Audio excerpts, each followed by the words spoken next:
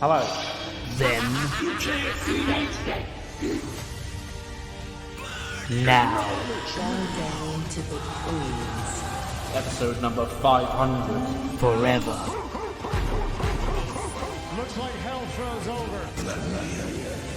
Without any more further ado, Together. let's jump straight into the show.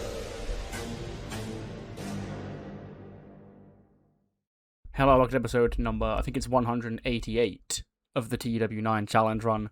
We're finally here for the first of two nights in Seoul.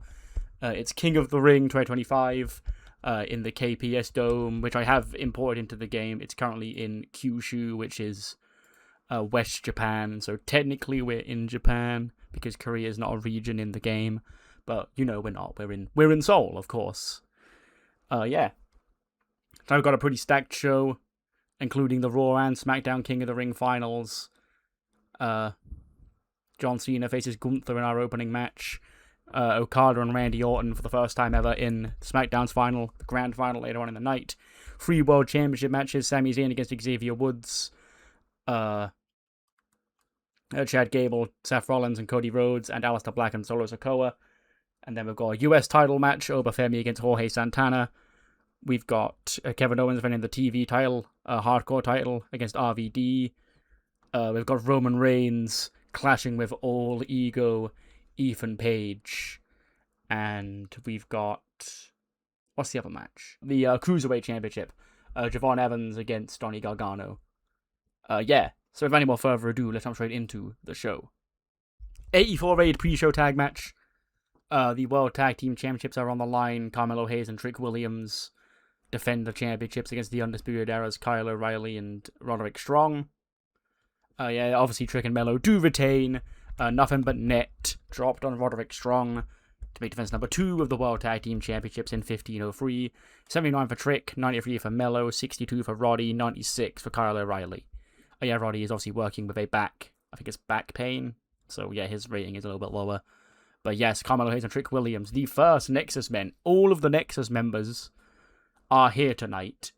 Melo and Trick obviously in this. Oba is wrestling Jorge Santana and Bronson Steiner and Ethan Page. Well, Bronson's coming out with Ethan for the Roman Reigns match. But yes, nice win for Trick and Melo. Then get hype video, King of the Ring. It's go time. John Cena and Gunther is our opening match. And yes, it is time. But before then, we get highlights of John Cena in Korea. You know, he hangs with his good friends BTS. His good friends BTS appear on video. Obviously, we're not paying to get BTS in the building. We've already got Sun Heung-min.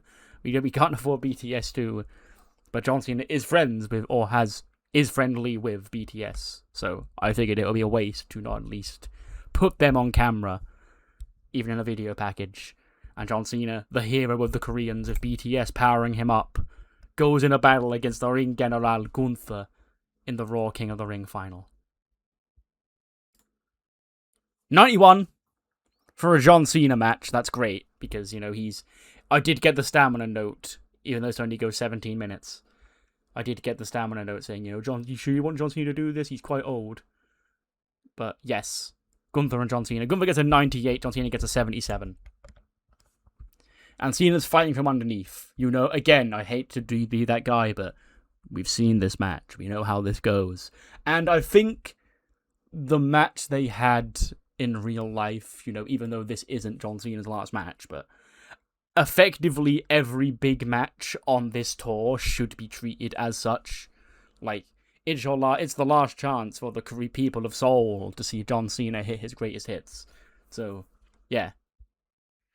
And the finish is basically the same. Except John Cena doesn't pass out, we pin him here. And Gunther does beat John Cena. In a result I had written out, I don't know, like January 2025. But because it's taken me so long to get through this year's game, yeah. This had the wind taken out of its sails a little bit. But John Cena does lose to Gunther. 98 for Gunther, 77 for John Cena. And Gunther will advance to the King of the Ring final, where he'll face either Randy Orton or Okada. And John Cena, this was his last chance. You know, he was supposed to win King of the Ring to get his last shot to become WWE Champion at SummerSlam. And I hate to be that guy and drill into my goat during a time of rough times in his career, but he let everybody down again. And, you know, we cut to John Cena, he's sat in the ring. He gets to after the pin. He looks around. Oh, he's all sad. He gives a bow to the people of Korea. And he leaves his wristbands in the ring, and he leaves and walks up the ramp. Actually, no, he doesn't. He goes to leave his wristbands in the ring. But he sort of stops himself and then puts them back on and leaves. That feels like more of what he would do in this situation. But John Cena has lost. His path to SummerSlam seemingly slammed shut.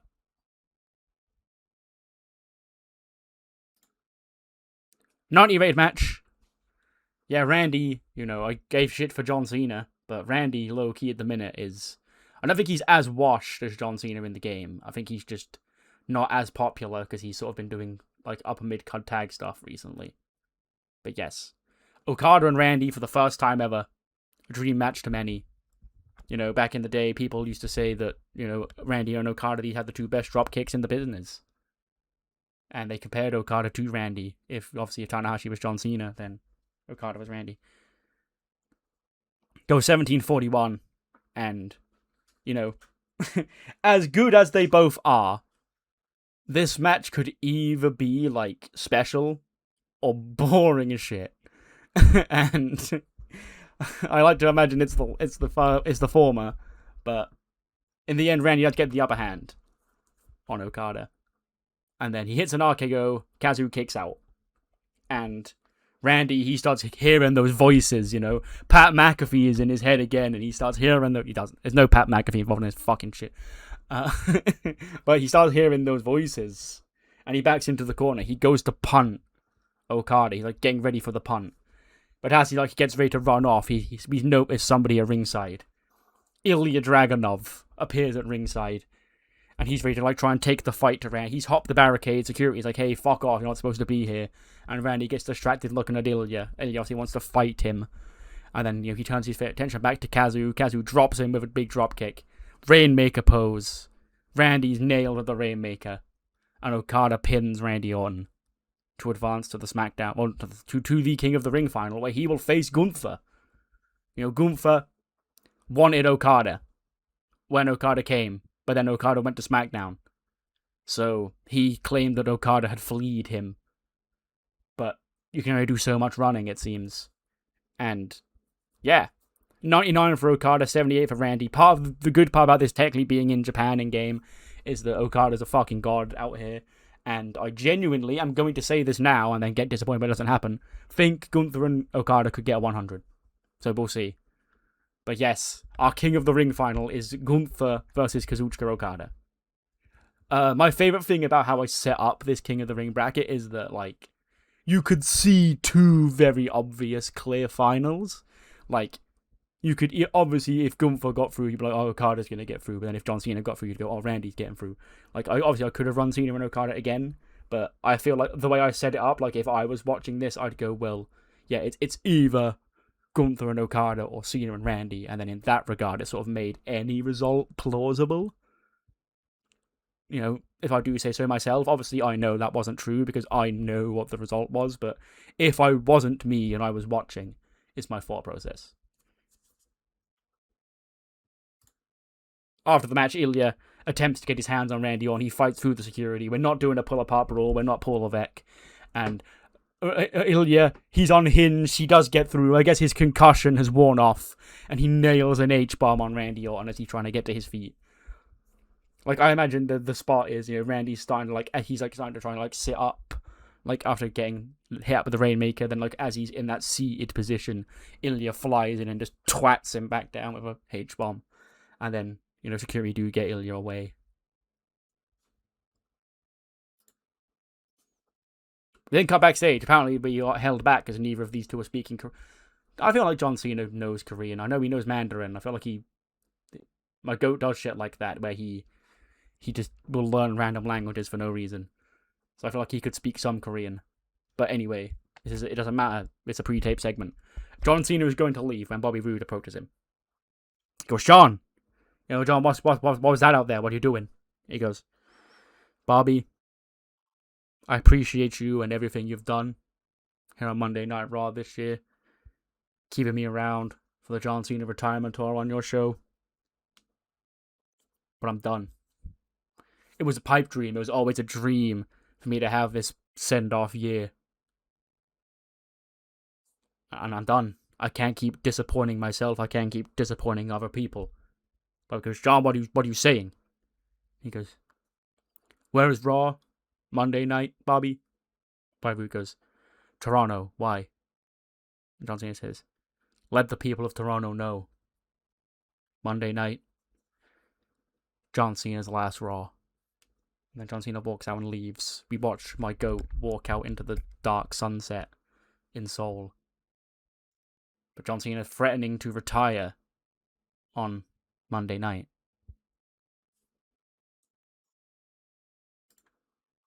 '87.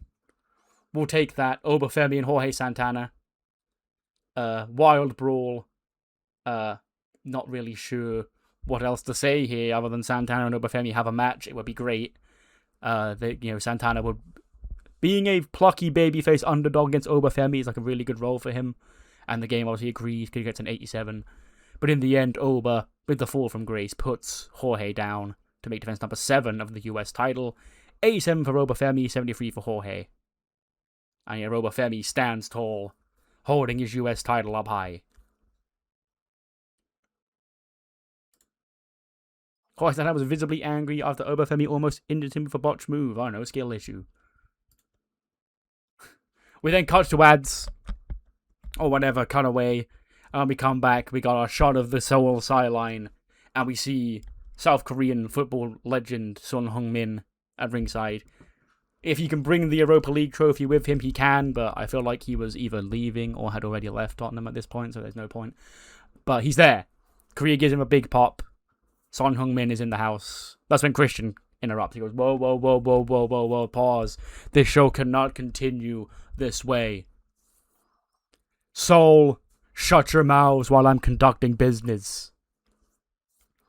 Over the past few weeks, in preparation of coming to this country, I was doing a little bit of research on the people of South Korea and what you look for and aspire to be. And this guy's son is supposedly one of your heroes, one of your idols. I don't personally see it, but hey, I know a thing or two about raising some great sons. Okay, because I am a father figure. I am the greatest father. I'm not just the dad. I'm the dad that stepped up.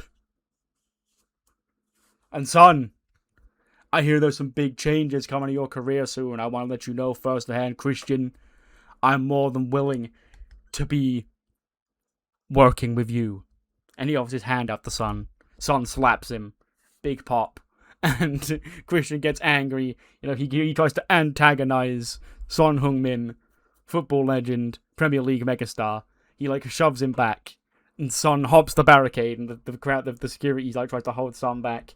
The crowd's going crazy. Rey Mysterio and Chris Jericho do make their way out. They take the fight to Dominic and Lexis King, and then Sonny gets in the ring. He tackles Christian.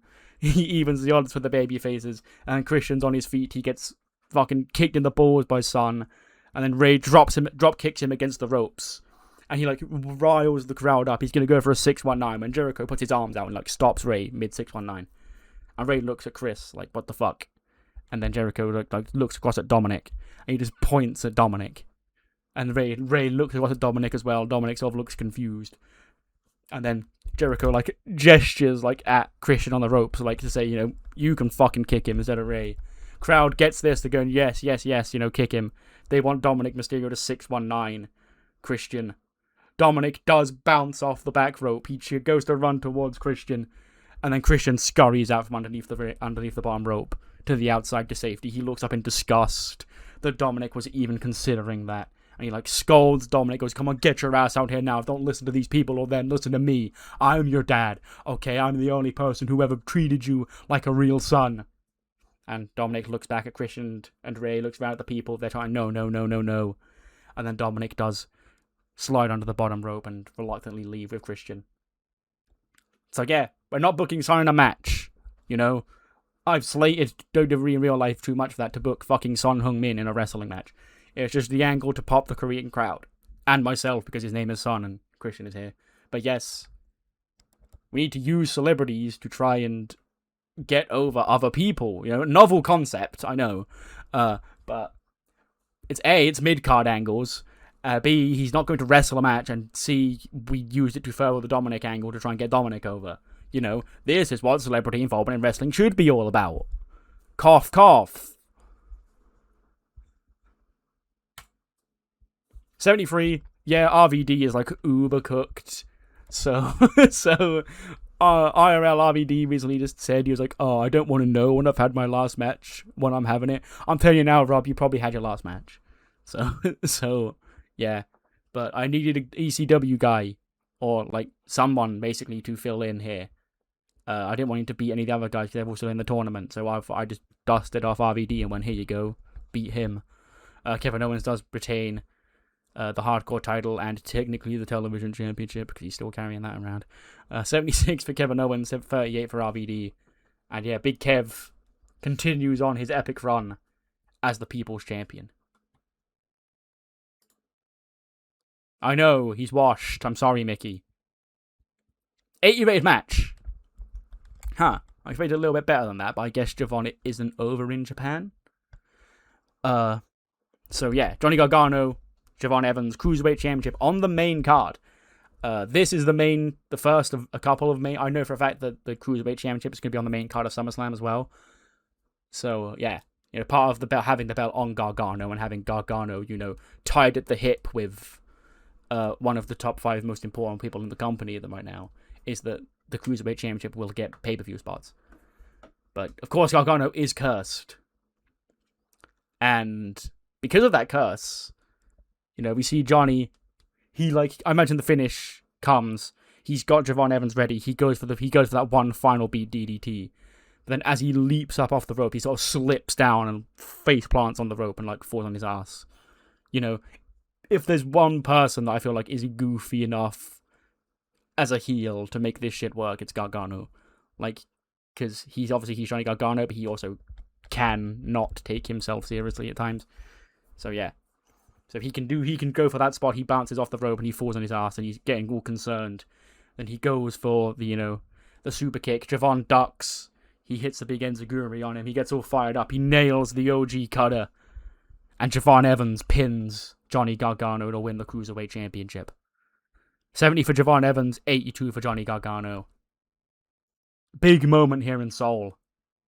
Javon Evans, the young OG, is the new Cruiserweight Champion, and I've now got to go back and do the title belt thing, because he's technically in NXT. So yeah.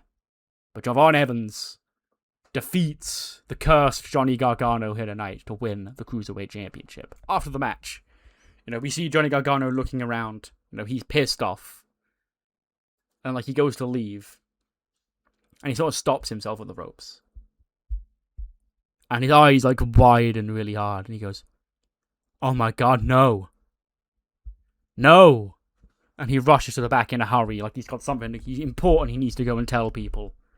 More importantly, probably his wife. But, you know, Gargano seemingly very concerned about this last hit of night. Hype video. Alistair and Solo. Solo Sikoa, he dug deep on ECW this week. He stuck his thumb in the throat of Kelsey Cook. Yes, it's time. Solo Sikoa in Korea, the old city that used to give him so much shit. He used to be a mortal enemy of the Korean people. Now he's a beloved babyface. And let's see if he can overcome Aleister Black in this street fight here tonight. 85. For a solo match, I'll take that. The answer is obviously no, but he does come close. I imagine this is a good outing for Solo. Because again, he sort of fell into the background over the past couple of months doing the Bloodline thing, and then when Jacob was the champion, he sort of just became the heater of Jacob. But yes, Solo does come close, but Aleister Black retains the ECW World Championship here in Seoul, and he will take that title to SummerSlam to face the winner of the King of Extreme tournament, which I believe is continuing on Tuesday with Otis versus Finn, Brody King versus Joe Hendry, Sheamus versus Cesaro versus Dijak, and Sheamus versus Kylan Rodgers. Yes. One of those 8 men will challenge Aleister Black at SummerSlam. He goes to leave, he stands on the top of the rope. He holds the belt up high, and as he walks to the back, we hear, tapping on a microphone. He goes, "Hey, is this thing on? Is this thing on, people of Seoul, South Korea?" We hear a big pop. CM Punk jumps the barricade, and he hops onto the announce table. He goes, "Ladies and gentlemen, boy, is it great to be alive on a Saturday night in Seoul, or what?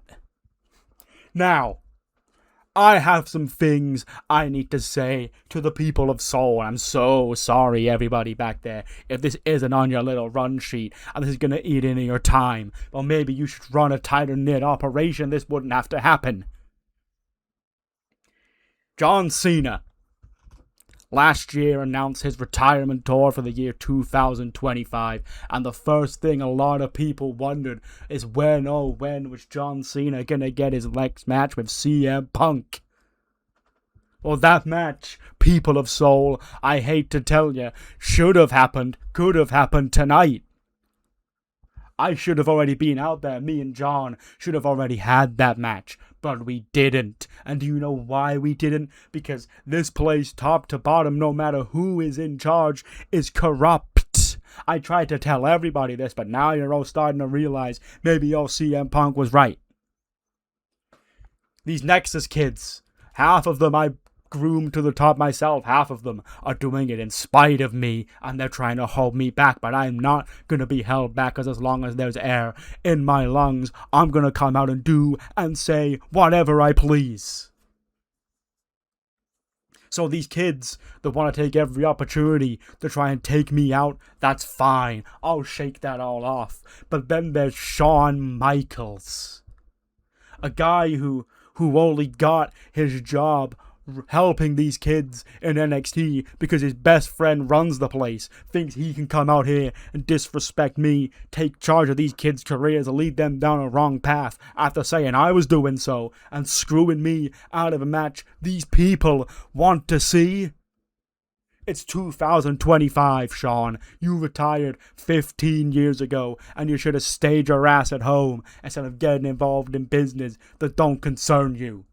That's when Sean does come out and goes, Punk, I bet you're surprised to see I made it out here tonight. It's a big night for a lot of people in the Nexus, but God forbid anybody tries to not do anything to make everything about CM Punk.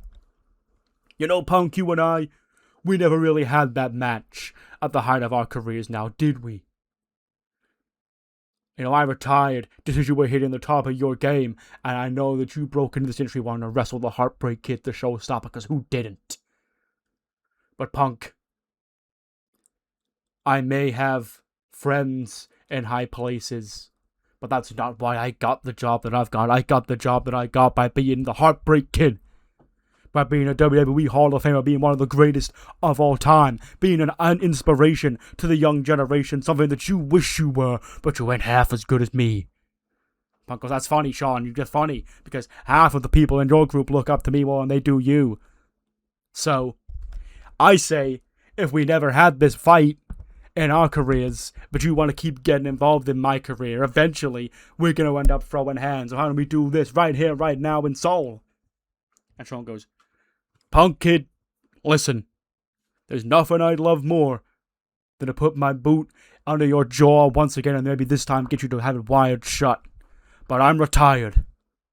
But I know a couple of kids who would love to bring the fight to you.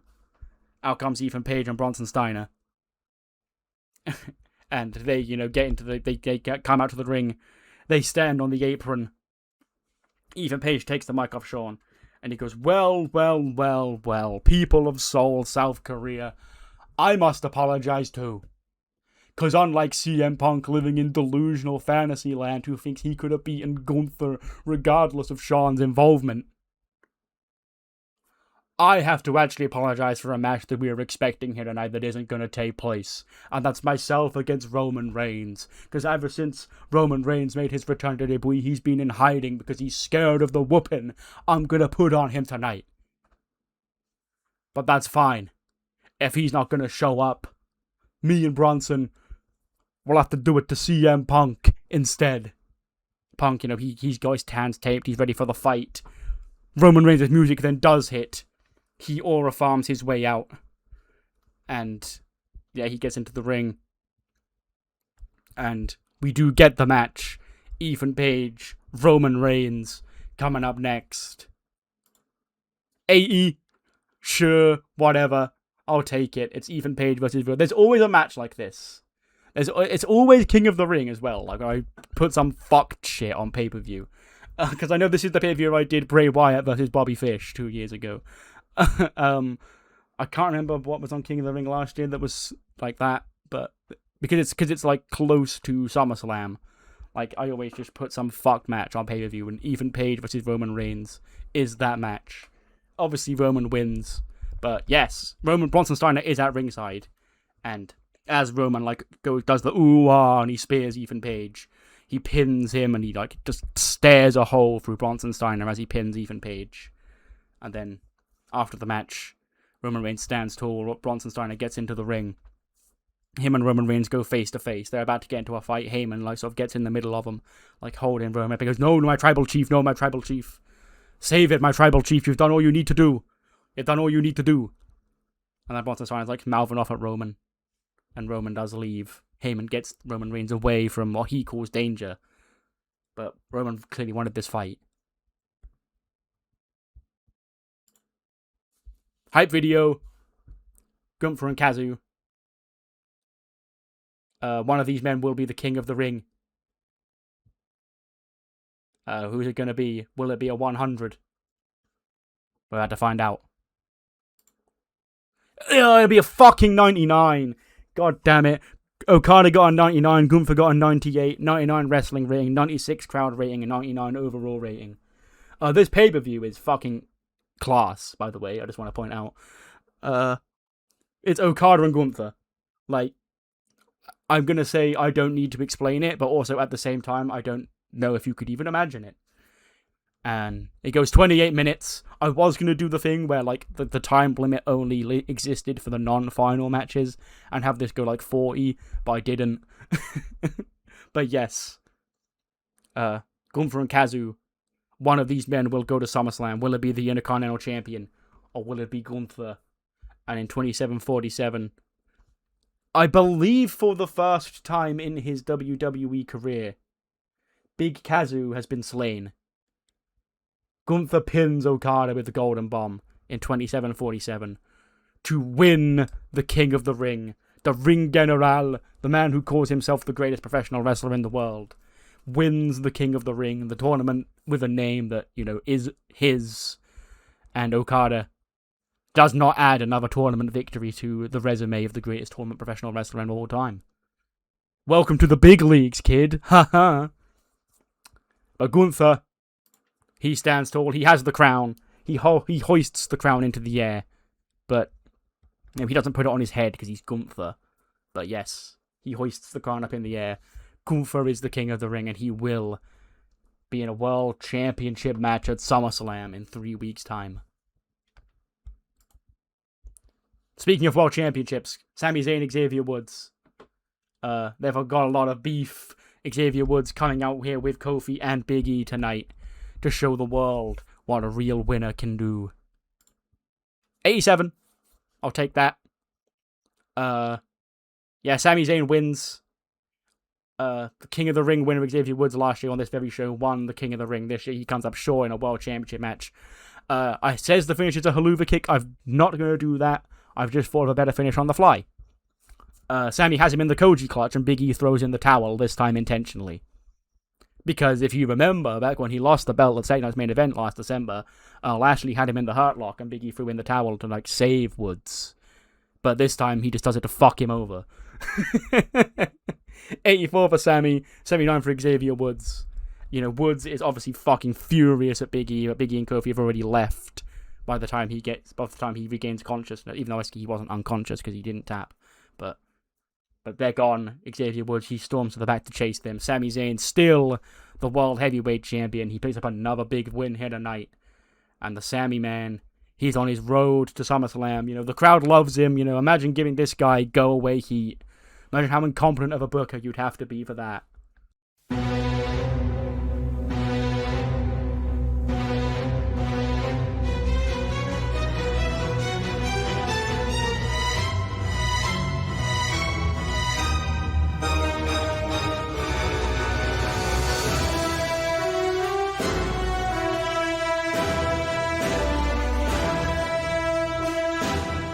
But his celebration is cut short because out comes Gunther. Gunther, he comes to the ring. He has his crown in his hand. And he gets into the face of Sami Zayn. Sami's face, you know, goes from celebratory to like, oh fuck, Thanos has pulled up. And Gunther, he just stares at the World Championship. And he goes, enjoy it. 3 more weeks. Then your dream dies. And Gunther leaves. So yeah. I can't remember which one of you it was. One of the commenters. When we were talking about the King of the Ring. And I jokingly, he said, it's going to be weird how you're going to eliminate Gunther from that stacked Raw side. And I jokingly went, who says I'm going to? And then, in that Sami Zayn promo, like where he ran the first one, he went down like a bunch of people in the tournament. He didn't mention Gunther's name, and the comment was like, "Oh yeah, Gunther, you didn't mention Gunther. That means it's going to be Sami and Gunther." Bravo to you, because that was a very subtle thing that I didn't know anybody would pick up on. But yes, I guess Gunther did feel disrespected by being left out of that. And now we got our first match set for SummerSlam. The World Heavyweight Championship is on the line. Sami Zayn defends the championship against the King of the Ring, the Ring General, Gunther. Hype video, Chad Gable, Cody Rhodes, Seth Rollins. You know, Seth and Cody have a very complicated relationship right now. Let's see how things boil over between them. Chad Gable, of course, being the big brain genius that he is the perfect third man for this, because, you know, if they start fighting each other, he's there to pick it up. This gets a 100. Okay. Well, I did get a 100 that I wanted on this show. It just wasn't Okada and Gunther, I guess. I disagree that this would be better than Okada and Gunther, but sure. I mean, I'm not saying this would be bad. This would probably be a fucking classic triple threat, but yeah. So the story of this match is, you know, Seth knows he had Cody beat 2 weeks ago. And like, Cody was like, oh, yeah, well, we've got this side out of Seth Rollins. You know, once Seth Rollins is focused on what Seth Rollins wants, he becomes the greatest wrestler in the world, basically. But he fucked it up recently at Money in the Bank and at WrestleMania. And now we've got this Seth Rollins, Cody Rhodes. He's got his own personal vendetta against Chad Gable. Chad Gable's been calling him a fucking golden boy for months, basically. And, you know, Seth and Cody, they all get involved in it, but at the end, it comes down to those two. And Cody, he goes for the crossroads on Seth. Seth fights out. He hits the super kick. Hits another super kick, takes Cody down. He hits a stomp on Cody Rhodes. 1, 2, Cody kicks out. And Cody, like, as he kicks out, gets all fired up. And he goes, come on. And then as he's, like, on his knees, Seth goes up to him and, like, he keeps trying to punch Cody, take Cody down. He goes into the corner. He nails another stomp. He goes back into the corner to go to nail a second stomp. Chad Gable flies in, like, as Seth's in the corner, like, rushing towards him for the stomp. Gable scoops up from behind, like, turns it into a German, shoves him into the apron, or the turnbuckle even, nails the Chaos Theory, and he pins Seth Rollins to retain the championship. 97 for Cody Rhodes, 93 for Seth Rollins, 96 for Chad Gable. And still, this man just can't not find a way. Chad Gable's still the WWE champion. He's escaped by the skin of his teeth and the wrinkles on his big brain once more. And, you know, he's celebrating up the ramp because he now knows he's going to SummerSlam, and he gets to be presented with the gold medal of professional wrestling. But as for Cody and Seth, they get up. And Cody looks frustrated across at Seth. And Seth's getting to his feet. Like, he's getting ready, him and Cody get in each other's face. They go, like, forehead to forehead. Like, they're getting ready to scrap. When Carmelo Hayes and Trick Williams of the Nexus fly in, and they try and get the jump on Cody and Seth. Like, they see these two are at their weakest. You know, Bronson Steiner and Ethan Page have gone, Obafemi's gone, it's just these two here. They're getting ready to put these two down for good. And then eventually, Seth and Cody do get on the same page. Cody Rhodes nails Trick Williams to the crossroads. Seth Rollins nails Carmelo Hayes with a stomp. And Cody and Seth are like, as they like, Trick and Melo roll out of the ring, Seth and Cody like both walk backwards and bump into each other. And then like do the dramatic turnaround. And sort of just look at each other in the eyes lovingly. Toxic Yowie style. And look back at Melo and Trick. And Cody and they start like mouthing stuff to each other. But it seems that they're once again united on the same page. You know, no more WWE Championship. I guess, as silly as this sounds to say, it goes against everything that I am as a booker. But I guess, like, for this specific segment, it's technically true. The WWE Championship is a distraction and a side quest. And the main goal is to take the Nexus out. And they seem united on that front once again. 96 rated show. How'd they not get a 100? Like, sure. I did spend the money on a legendary band because that was, you know, the old, like, A-list celebrity thing that I would pay for Sun. But yes, the first of our 2 nights in Korea is over. And yeah, I'll see you on the other side for the Media Scrum. Media Scrum time. Roderick Strong is coming to the end of his current deal. Will he still be in WWE 6 months from now? I assume so, yeah. Like, Bobby Fish is the one who will be going, if any of them. I'll keep Roddy and Carl around as a team, probably. SummerSlam Night 2 is around the corner. Are you feeling any pressure giving it such a legendary event?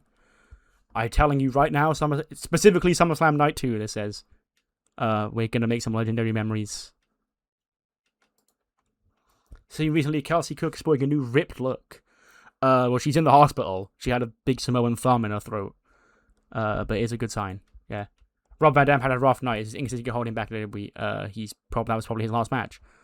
But everyone does have rough nights. David Fritz going to be the end of his current deal. Will we still see him in WWE in 6 months from now? Maybe. The Fritz brothers haven't really done a whole lot recently, but I do like them. So, I guess it will depend. Once Steiner and Cora Dre don't really like each other. As long as they remain pension, I don't intend. They're both in the same fucking faction. So, I'm going to sit down with them and work it out. Yo. They like each other more now. Media Scrum has been completed. Yeah. That ends, King of the Ring. From a wrestling standpoint, this will clear the fuck out of Evolution, but Evolution does have some stuff that I'm excited for. Some big moments will also be taking place there, and that'll be the next episode, so I'll see you then.